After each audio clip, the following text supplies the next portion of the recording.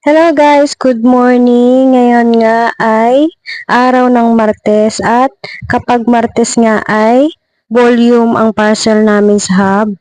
Samahan nyo ako na ah, ipakita sa inyo kung ano bang ginagawa ng isang rider sa hub. Hindi nyo ako sasamahan ngayong araw sa pagdi-deliver. Sasamahan nyo ako sa loob ng hub bago kami mag-deliver. Kaya papakita ko sa inyo kung ano yung mga ginagawa naming mga rider bago kami mag-deliver ng aming mga parcel. Kaya tara, umpisa na natin. So, ayun na nga, galing ako sa bahay at babaybayin nga natin ang kalsadang ito papunta sa aking hub. So, ngayong umaga nga ay sobrang makulimlim. Akala ko nga uulan, pero thanks God hindi naman siya umulan. Kasi kung umulan to, panigurado, sakit na naman sa katawan ang aabutin natin. Dahil nga mahirap talagang mag-deliver ng parcel kapag umuulan talaga. At ayan talaga ang mostly kalaban naming mga rider, ang pag-ulan talaga.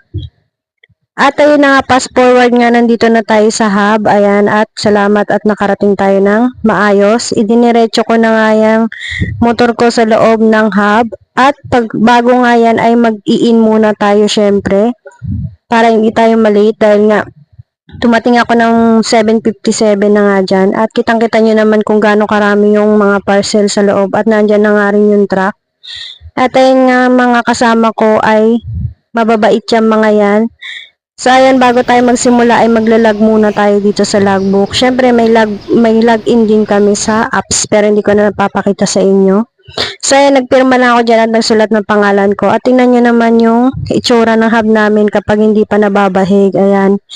Nilapitan ko na nga to si tatay dahil ito yung partner ko sa area. Bayan Luma ang area namin. Ayan, hahatiin namin yung parcel sa area namin. At ayan, i-flex ko nga lang yung area namin, ay yung loob ng hub namin. Ayan yung truck. So, dumating ng maaga yung truck. At tignan nyo naman, sabog-sabog talaga. At ayan na nga, nagsisimula na nga akong kuhanin yung mga parcel na i-deliver ko sa area ko. Ayan, naghahati na kami dyan ni tatay. At nangungulit nga yung mga kasama ko dyan, sila Kuya Bricks. Kasi nakita nila na nagbibideo ako, sabi nila, see you in my vlog daw. So, ayan, sinama ko na rin sila. Kung napapansin nyo, ipapakita ko sa inyo mamaya, puro lalaki talaga yung kasama ko dyan. Wala talagang babae dyan kung hindi ako lang. Nag-iisa akong rider dyan na babae. Ewan ko lang, bakit walang nag-a-apply. Dati daw may nag-apply pero hindi rin nagtagal. So, ayun mo, sa record, ako pa lang yung nagtatagal, almost magto 2 months na ako dito nagra-rider. Pero okay naman sila kasi hindi naman sila mga bastos, hindi rin sila mahirap pakisamahan, may respeto sila at di nila ako pinapakialaman. Pero tinutulungan nila ako lalo na kapag yung mga parcel na hindi ko kayang ilagay sa motor ko, nahihirapan akong ikamada. Tsaka natatakot din ako na baka matumba yung motor ko dahil ilang beses na nga natumba yung motor ko dahil nga hindi tama yung pagkakamada.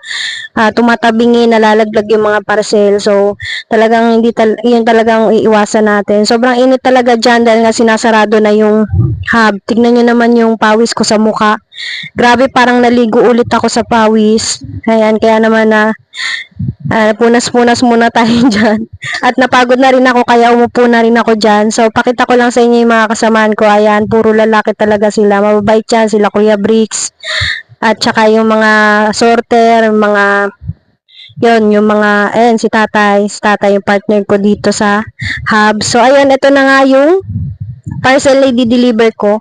37 pieces, maaga tayong matatapos. Pero hindi ko na ipapakita sa inyo yung pagdi-deliver dahil nga ilang araw na nga tayo nagbablog ng pagdi-deliver ko. So, ayan, sinusulatan ko nga yung isa-isa yung parcel natin para naman madaling tandaan, ayan, at para hindi ako malito. At para pagkuha ko, alam ko na kung saan to at kung kanino bibigay at kung saang address dadalhin. So, mas nadadalian ako kapag sinusulatan kasi nga may palatandaan ako. So, ayun na, fast forward nga, ibabaril din sa apps ko yan. Ayan, ini-scan isa-isa para mapunta sa apps namin at doon namin isa-success kapag na-i-deliver na. Kasi kailangan, bago namin i-deliver yan, ma-success muna namin yan. Dahil pag hindi mo yan na-success, so nakapending siya sa apps.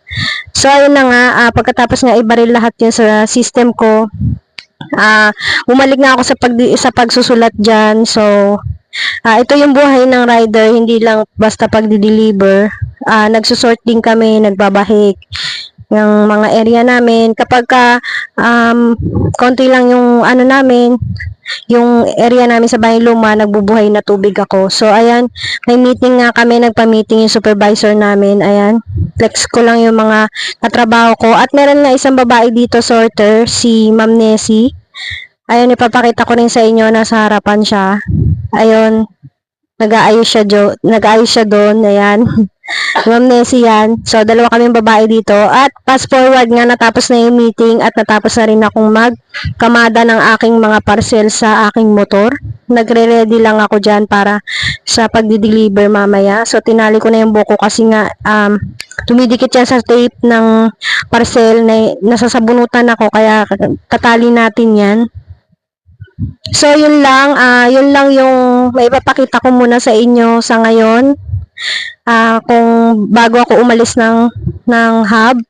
So, umalis nga ako dyan ng 9:15 at umuwi ako kaagad dahil nga may mga aasikasuhin pa akong mga importanteng bagay. At papakita ko lang sa inyo kung ano itsura ng motor ko. Ayan. Konti lang yan, 37 pieces. Matatapos natin kaagad.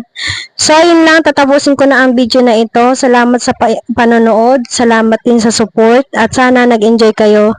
Yun lang. Salamat po. Bye-bye!